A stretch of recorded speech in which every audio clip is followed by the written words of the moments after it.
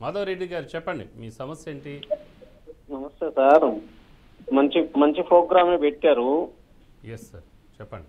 కాకపోతే ఏంటంటే మాకున్నటువంటి రూల్స్ ప్రకారం రూల్స్ లో ఉన్నటువంటి విషయాలలో అనేక విషయాలు ఇంకా కొన్ని, అంటే ఇప్పుడు రూల్స్ పెట్టడం కరెక్టే, ఎలాంటి తప్పు లేదు. ఎందుకంటే చిన్నపిల్లలు అడ్డంగా పోయి, ఎందుకంటే ఉడుకు రక్తం దుందుడుగ్గా అంటే స్పీడ్ వెళ్ళాలనే భావనతో ఏదో ఓవర్టేక్లు చాలా జరుగుతున్నాయి. హైదరాబాద్ లో ప్రముఖుల పిల్లలు కూడా పోయినారు. అయితే ఒకటి మేమేమంటున్నామంటే రూల్స్ తో పాటు డ్రైవింగ్ కు సంబంధించినటువంటి 2 వీలర్స్ కంపెనీ అమ్మే వాళ్ళు టైర్స్ నాసిరకం టైర్స్ అతికిచ్చి, అంటే మంచి స్టాండర్డ్ కలిగినటువంటి కంపెనీ టైర్లు వేయకుండా తక్కువ లెక్కకేసి బండ్లు స్క్రిడ్ అయి పడుతున్నాయి. వాటి పరిశీలన ఏంటి? అలాగే గత 5 సంవత్సరాల నుంచి ఆంధ్రప్రదేశ్ లో డ్రైవింగ్ లైసెన్స్ కోసం అప్లికేషన్ పెట్టుకున్న వాళ్ళు, ఎగ్జామ్ రాసినటువంటి వాళ్లకు కార్డులు వచ్చేటి పోస్టు ద్వారా ఇంటికి. కొన్ని కోట్ల రూపాయలు ఇప్పటి వరకు ఆపిండారు.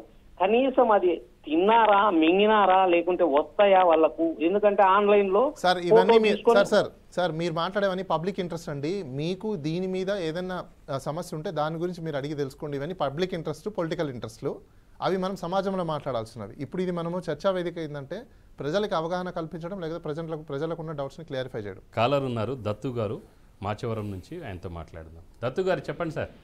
అయ్యా ఇప్పుడు మేము ల్యాండ్ మీద లోన్ తీసుకున్నప్పుడు ల్యాండ్ మార్కెట్ చేస్తారండి సార్. ఇది ల్యాండ్కి సంబంధించింది కాదండి, పర్లేదు, మోటార్ వెహికల్ పర్లేదు. అంటే ఇవాళ టాపిక్ అది కానీ అంటే మా సమస్యలు చెప్తున్నాం సార్. అంటే గవర్నమెంట్ పాలసీ మారకపోతే రైతులు ఎంతవరకు నష్టపోతారు అనేది సుస్పష్టంగా చెప్తాం సార్. ఏ జిల్లా అండి? మాచవరం. మాది అంబేద్కర్ కోనసీమ జిల్లా అండి. అంబేద్కర్ కోనసీమ జిల్లా మండలం మాచవరం గ్రామం సార్. ఓకే, రీసెంట్ గా అయితే ఓటు వేశారు కదండి?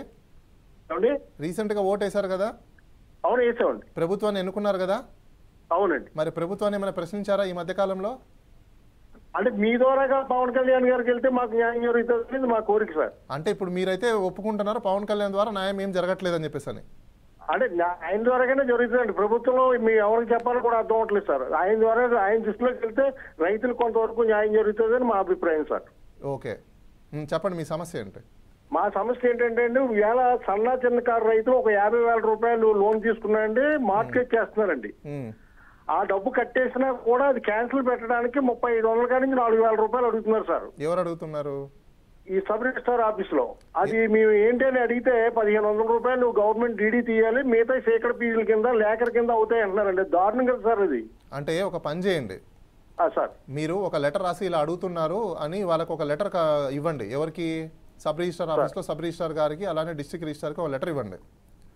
సార్ ఇలా అడుగుతున్నారు, మేము డబ్బులు ఎక్కడి నుంచి తీసుకొచ్చి కట్టాలి, ఇది చట్టపరంగా సమంజసమేనా, ఇది చట్ట వ్యతిరేకం కాదా, ఒకవేళ చట్ట వ్యతిరేకం అయితే మీరు వాళ్ళ మీద ఏమైనా తగిన చర్యలు ఏమైనా తీసుకుంటారా అని మీరు కంప్లైంట్ ఇవ్వండి. ఖచ్చితంగా వాళ్ళ మీద చర్యలు తీసుకొని మీకు చేయాల్సిన పని చేసి పెడతారు. సార్ చిన్న విషయం విన్నపోండి. ఎందుకంటే ఇది గవర్నమెంట్ దృష్టిలోకి వెళ్తే సన్నా చిన్నకారు రైతులు కూడా ఈ లోన్ కట్టేస్తున్నారు, క్యాన్సిల్ పెట్టుకుని మీకు ఇంకో విషయం చెప్తాను చూడండి సార్. బీఆర్కే న్యాయ వేదికకు వచ్చి మీరు మీ సమస్యని ఎక్స్ప్రెస్ చేసుకోవడం చాలా హర్షించాల్సిన విషయం అండి. వెల్కమ్ చెప్తున్నాం మేము. కానీ మీలాంటి రైతులు చాలామంది ఓన్లీ మాలాంటి వాళ్ళ మీద లేకపోతే టీవీ ఛానళ్ళ మీద ఆధారపడి ఉంటే మాత్రం మీ బతుకులు భవిష్యత్తులో ఎప్పటికీ మారవు. మీరు ఏ నియోజకవర్గంలో ఉన్నారో, ఎంతమంది రైతులు అయితే ఉన్నారో మొత్తం ప్రతి ఒక్కరు కూడా మనకు రాజ్యాంగంలో కల్పించిన హక్కు, ప్రొటెస్ట్ చేసే హక్కు మనకుంది. ఏ ఎమ్మెల్యేకి అయితే మీరు ఓటేశారో ఆ ఎమ్మెల్యే ఇంటి దగ్గరికి వెళ్ళి మొత్తం కూర్చొని ముక్కు పిండి వసూలు చేయకుండా ఎందుకు మీరు ఇలా అందరి మీద డిపెండ్ అవుతున్నారు? సో ప్రతి ఒక్కరు కూడా ఏంటంటే ఈరోజు బీఆర్కే న్యూస్ చూసే వాళ్ళు కూడా మన సమస్య అయితే చూసాం ఒక కాలర్ది. మీరు మీ యొక్క రెస్పాన్సిబిలిటీస్ని మీరు డిశ్చార్జ్ చేయకుండా ఒకరి మీద డిపెండ్ అయిపోతే ఎవరు మీకు మేలు చేయడానికి ముందుకు రారు. కానీ బీఆర్కే న్యూస్ ఛానల్ ద్వారా ఈరోజు న్యాయవేదికకు వచ్చిన ప్రతి ఒక్కరికి కూడా మేము సలహాలు సూచనలు ఇవ్వగలుగుతాం తప్ప మీ ప్రాబ్లమ్స్ ఏమన్నా ఉన్నప్పుడు అక్కడ నియోజకవర్గంలో మీరు ఓటేసిన ఏ ఎమ్మెల్యే అయితే ఉంటారో ఆ ఎమ్మెల్యే ఇంటి దగ్గరికి వెళ్ళి మీరు అడిగే హక్కు మీకుంది. రాజ్యాంగం మీకు అది కల్పిస్తుంది. ఒకవేళ మీ మీద కేసులు పెడతారని మీరు భయపడుతున్నారేమో, మీరు ఎటువంటి పరిస్థితుల్లో కూడా భయపడకండి. ఎందుకంటే మీ హక్కు గురించి మీరు వెళ్ళినప్పుడు, మీ హక్కు గురించి మీరు అడుగుతున్నప్పుడు ఏ కేసు పెట్టినా ఆ కేసు నిలబడదనే విషయం కూడా మీరు అందరూ తెలుసుకోండి. హైదరాబాద్ నుంచి స్వప్న గారు చెప్పండి. నేను మియాపూర్ నుంచి కాల్ చేస్తున్నాను. చెప్పండి. వచ్చేసి ట్రాఫిక్ గురించేనండి. ఏంటంటే రెడ్ సిగ్నల్ పడ్డాక కూడా చాలా మంది మూవ్ అవుతున్నారు. సో అది పెద్ద సమస్య. ఇప్పుడు మనం మాట్లాడుకున్న డిస్కషన్ ట్రాఫిక్ సిగ్నల్ ఉల్లంఘన. అయితే మేజర్ పాయింట్ ఏంటంటే నేను హైటెక్ సిటీ నుంచి మియాపూర్ వస్తున్నానండి. ఇది చాలా టైమ్స్ జరిగింది. ఆల్విన్ కాలేజ్ చౌరస్తాలో వై జంక్షన్ ఉంటుంది. సో సిగ్నల్ పడ్డప్పుడు మన ఆల్విన్ చౌరస్తా నుంచి కూకట్పల్లి వెళ్లే రూట్ వాళ్ళు సిగ్నల్ పడ్డప్పుడు స్టాప్ అవడమే కాకుండా ఫ్రీ లెఫ్ట్ ని ఆక్యుపై చేస్తున్నారు. ఫ్రీ లెఫ్ట్ ని ఆక్యుపై చేయడం ఏంటంటే వెనక మనకి ఆల్విన్ చౌరస్తా నుంచి హైటెక్ సిటీ కొండాపూర్ వరకు ట్రాఫిక్ జామ్ అవుతుంది. One single bike or car కొంచెం సైడ్ పెట్టడం వల్ల there is no much place అన్నమాట, స్పేస్ లేదు. సో అట్లాంటప్పుడు ఏంటంటే చాలా టైమ్స్ నేను బైక్ దిగి, నాకు వెనకాల చిన్న బాబు ఉన్నాడు, అయినా సరే నేను ఒక రెస్పాన్సిబిలిటీ తీసుకొని వెళ్ళి మీరు ఒక్క బైక్ ఒక కారు ఇలా పెట్టడం వల్ల వెనక ట్రాఫిక్ జామ్ అవుతుందండి అని చెప్పటము. మెయిన్ గా అంబులెన్స్ వెళ్ళటము, ఎమర్జెన్సీలు ఉంటారు, పేషెంట్స్ ఉంటారు, వాళ్ళకి వే ఉండదు. సో ఏంటంటే అలాంటి వాళ్ళపైన కూడా చర్య తీసుకుంటే బాగుంటుందని నేను అనుకుంటున్నానండి. ఎందుకంటే లైవ్ నడుస్తుంది కాబట్టి. సో దీని ద్వారా మనం పబ్లిక్ కి షేర్ చేస్తే ఈ న్యూస్ ని బెటర్ అని నా అభిప్రాయం అండి. చాలా టైమ్స్ నేను ఆ కార్లు బైక్లు నెంబర్లు కూడా పిక్ తీసుకున్నానండి. హలో, చెప్పండి.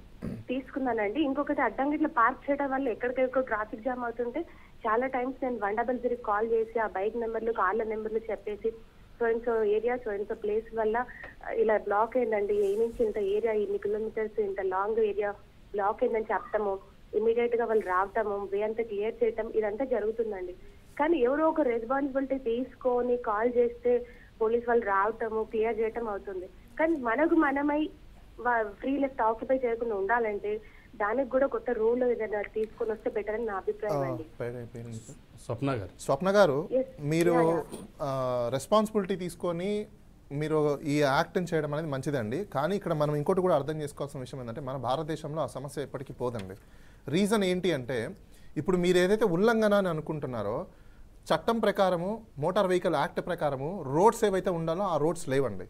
దానికి ఒక సిగ్నలింగ్స్ ఉంటాయి, జీబ్రా లైనింగ్స్ ఉంటాయి, దానికి మార్జిన్ లైన్స్ ఉంటాయి, లైట్స్ ఉంటాయి, ప్రాపర్ డైరెక్షన్స్ బోర్డ్స్ ఉంటాయి.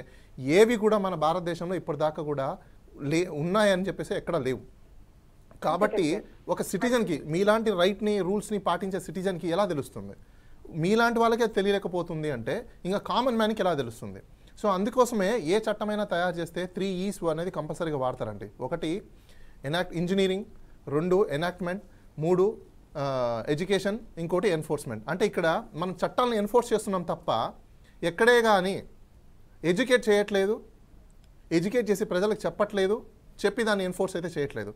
సో అలాంటి సందర్భాలలో మీరు ఏదైతే ఇబ్బంది పడుతున్నారో ఆ ఇబ్బందులు కొనసాగుతూనే ఉంటాయండి. దానికి మనము ఉపశమనం తెచ్చుకోవాలంటే కొన్ని సోషల్ క్యాంపెయినింగ్స్ పెట్టాలి. ట్రాఫిక్ రూల్స్ గురించి కావచ్చు, లేకపోతే రోడ్స్ గురించి కావచ్చు, లేకపోతే రోడ్స్లలో సిగ్నల్స్ గురించి కావచ్చు, సైనేజెస్ బోర్డ్. ఇప్పుడు మీరైతే ఇనిషియేషన్ తీసుకున్నారో అండి, ఫస్ట్ మీరు చేయాల్సిన ఇంకొక చిన్న నా సలహా మేడం, ఎక్కడెక్కడైతే రోడ్లలో సైనేజెస్ బోర్డ్ లేవో, లైనింగ్స్ లేవో, ఆల్జిబ్రా లైన్స్ లేవో, రోడ్స్ ఎక్కడెక్కడైతే డ్యామేజ్ అయితే ఉన్నాయో ఇవన్నీ కూడా మీరు ఎప్పుడైతే గవర్నమెంట్కి మీరు కంప్లైంట్ చేస్తారో అవన్నీ కంప్లీట్గా వాటిని అన్నింటిని రెక్టిఫై చేసిన తర్వాత అప్పుడు గవర్నమెంట్ పెనాల్టీ అని కానీ ఫైన్ కానీ వేయాల్సి ఉంటుంది. చాలామందికి తెలియక ఏంటంటే ఫైన్ వేసేసారని చెప్పేసి పాపం వెళ్ళి కట్టేస్తుంటారు. గవర్నమెంట్ కంప్లీట్గా ఫుల్ఫిల్ చేయకుండా రోడ్లని మీద పెనాల్టీస్ వేసినా కూడా దాన్ని కోర్టులో ఛాలెంజ్ చేసి ఆ పెనాల్టీస్ని రివర్స్ చేయొచ్చండి. పాపం ఇది గవర్నమెంట్లో ఇలాంటి ఫెసిలిటీస్ ఉన్నాయని ప్రజలకు తెలియక అందరు కోట్ల రూపాయలు ఫైన్స్ కట్టుకుంటూ ఉన్నారండి. సో ఇప్పుడు ఒక చిన్న కాలర్ ఉన్నారు, మల్లిక్ గారు విశాఖపట్నం నుంచి. సార్ గుడ్ ఈవినింగ్ అండి. గుడ్ ఈవినింగ్ అండి. సార్ నేను అడగాల్సింది ట్రాఫిక్ దాని గురించి మాట్లాడదాం అనుకుంటున్నాను. చెప్పండి సార్. డౌట్స్ ఉన్నాయి. 3 points sir. First main point అంటే ఇక్కడ హెవీ వెహికల్స్ వాటి సౌండ్ ఎంత భయంకరంగా ఉంటదంటే bus especially lorries, private buses and government buses అయినా అంటే ఇంటెన్షనల్ తెలియదు, లేకపోతే నోబడి విల్ ఆస్క్ హిమ్ అన్న ఇదో తెలియదు, అలా కొడుతూనే ఉంటారు. Sound okay fine. చాలా పెద్ద సౌండ్ వస్తుంది. అది ఎంత ప్రాబ్లం అంటే ఇప్పుడు ముందున్న ట్రాఫిక్ లో చిన్నపిల్లలు ఉన్నారు అనుకోండి, ఆ సౌండ్ కి ఎంత ప్రాబ్లం అవుతుంది. సార్ మీరు ఫస్ట్ ఒకటి చెప్పండి, మీరు ఆ వెహికల్స్ ఎక్కడ మూవ్ అవుతున్నాయి, ఎక్కడ సౌండ్ చేస్తున్నాయి? రోడ్ మీద, ట్రాఫిక్ మీద, మెయిన్ హైవే. అంటే దిస్ హైవే ఏంటంటే వైజాగ్, మీకు ఐ డోంట్ నో వెదర్ మీకు ఐడియా ఉందా లేదో. హైవే మీద మీరు క్వశ్చన్ చేయడానికి లేదు first point. I'm telling you, I'm just clarifying. This highway divides the city. Especially the highway divides the city. అంటే సిటీ మధ్యలో ఉన్నది. It's not that. సారీ మిమ్మల్ని ఇంటరప్ట్ చేస్తున్నాను కాదు. I'm just trying to give you an information where మీరు నాకు clarify ఇస్తారని. That is one point. Second thing, ఆ లైట్స్ ఉన్నాయి చూసారంటే హై బీమ్ లైట్స్, దానివల్ల ఎన్ని యాక్సిడెంట్స్ అవుతున్నాయి అన్నది చాలా కష్టంగా ఉన్నది. అది అటుపక్కల ఎవరికి అర్థం చేసుకోవట్లేదు. దానిపైన కూడా యాక్షన్ ఎవరు తీసుకోవట్లేదు. దిస్ 2 పాయింట్స్ నేను మెయిన్ ఎస్పెషల్లీ అడుగుదాం అనుకున్నాను. What action to be taken by responsible departments are not taking action అంతే. ఓకే, అయితే మీ అడిగిన క్వశ్చన్కి మీ అడిగిన ప్రశ్నకి ఆన్సర్ ఏంటంటే నేషనల్ హైవేస్ స్టేట్ హైవేస్ అని ఉంటాయి. నేషనల్ హైవేలో స్టేట్ హైవేస్లో దాంట్లో డివిజన్ ఆఫ్ వెహికల్స్ని డివైడ్ చేసి ఉంటారు. హెవీ లోడ్ వెహికల్స్ కావచ్చు, లేకపోతే లారీస్ కావచ్చు, ఇలాంటివన్నీ నేషనల్ హైవేస్లో వెళ్తుంటాయి. దానికి సంబంధించినవి అక్కడ నేషనల్ హైవే అన్ని అవుట్ ఆఫ్ సిటీస్ ఉంటాయి. జనరల్గా ఇన్సైడ్ సిటీస్ వెళ్ళినప్పుడు వాళ్ళకి కూడా కొన్ని పర్మిట్స్ ఉంటాయి. ఆ టైమింగ్స్లో వెళ్ళడం అనేది సహజంగా జరుగుతూ ఉంటుంది. మనం హైవేస్కి దగ్గరలో ఉన్న రెసిడెన్షియల్ ఏరియాస్ ఏవైతే మనం డెవలప్ చేసుకుంటున్నామో, చాలామందికి తెలియని విషయం ఏంటంటే రెసిడెన్షియల్ ఏరియాస్ అనేది గవర్నమెంట్ ఒక బ్లూ ప్రింట్ ముందే చేసి తయారు చేసి పెట్టుండాలి. 25 ఇయర్స్కి ఒకసారి ప్లానింగ్ అనేది చేసి ఉండాలి. ప్లానింగ్ కమిషన్ ఉండింది, ప్లానింగ్ కమిషన్ ఎత్తేసారు. State planning commission, central planning commission అని ఉండేది. ఒక ఊరు ఎలా ఏర్పడాలి, ఊర్లో ఎక్కడ ఇళ్ళు ఉండాలి, ఎక్కడ అగ్రికల్చర్ ల్యాండ్స్ ఉండాలి, ఎక్కడ కమర్షియల్ కాంప్లెక్స్లు ఉండాలి, ఎక్కడ ఇంకా అదర్ ఏరియాస్, అదర్ మున్సిపాలిటీకి సంబంధించిన కానీ పంచాయతీకి సంబంధించిన కానీ మార్కెట్స్ ఎలా ఉండాలి, ఇవన్నీ ఒక డిజైన్ ఎప్పటి నుంచో ఉందండి మన చట్టాలలో. కానీ ఆ చట్టాలని ఎవరు ప్రజలు పాటించట్లేదు, అలానే అధికారులు పాటించట్లేదు. కాబట్టి ఇక్కడ ప్రజల తప్పు ఎంతైతే ఉందో అధికారుల తప్పులు కూడా అంతే ఉన్నాయి. కాబట్టి మీరు చెప్పిన సమస్య ఏదైతే ఉందో ఆ సమస్యకి పరిష్కారం కూడా మీ దగ్గరే ఉంది. అంత పెద్ద సమస్య మీరు న్యాయస్థానాలలో మీరు ఒకవేళ మీరు క్లెయిమ్ చేసినా కూడా వాళ్ళకు రూల్స్ ప్రకారము, వాళ్ళకు ఉన్న చట్టాల ప్రకారం వాళ్ళు ఆ రోడ్స్ ఉన్నాయి, దాంట్లో ప్రయాణిస్తున్నారు. కాబట్టి వాళ్ళ మీద ఎటువంటి యాక్షన్ తీసుకునే అవకాశాలు అయితే లేవు. ఇది ఒకవేళ మార్పు చెందాలి అంటే లెజిస్లేషన్ ఎనాక్ట్మెంట్ ద్వారానే జరిగే అవకాశాలు ఉంటాయి. కాబట్టి మీరు మీ పొలిటీషియన్స్ని, మీ ఎమ్మెల్యేస్ని, లేకపోతే మీ నియోజకవర్గంలో ఉన్న మినిస్టర్స్ని ఇలాంటి సమస్యలు ఉన్నాయి, దీని మీద గవర్నమెంట్ ఎటువంటి యాక్షన్ తీసుకుంటుంది అని చెప్పి మీరు లెటర్లు కానీ రాయకపోతే ఎప్పటికీ కూడా మీకు ఆ సమస్య తీరే అవకాశాలు అయితే లేదు. మీరు ఈ సమస్య అయితే చెప్తున్నారు కాబట్టి మీరు ఒక యాక్టివిస్ట్గా మారి మీ కాలనీలోనో లేకపోతే మీ చుట్టుపక్కల ఉన్న ప్రజలందరితో కూడా మీరు కలిసి అందరితో రిప్రజెంటేషను చీఫ్ మినిస్టర్కి, అలానే రోడ్ ట్రాన్స్పోర్టేషన్ మినిస్టర్కి, అలానే సెంట్రల్ రోడ్ ట్రాన్స్పోర్టేషన్ మినిస్టర్కి వాళ్ళు మీరు కంప్లైంట్ చేసి దీని మీద ఒక పెద్ద ఉద్యమం కానీ చేస్తే మాత్రమే మీకు దాని మీద ఒక సొల్యూషన్ వచ్చే అవకాశాలు అయితే ఉన్నాయండి.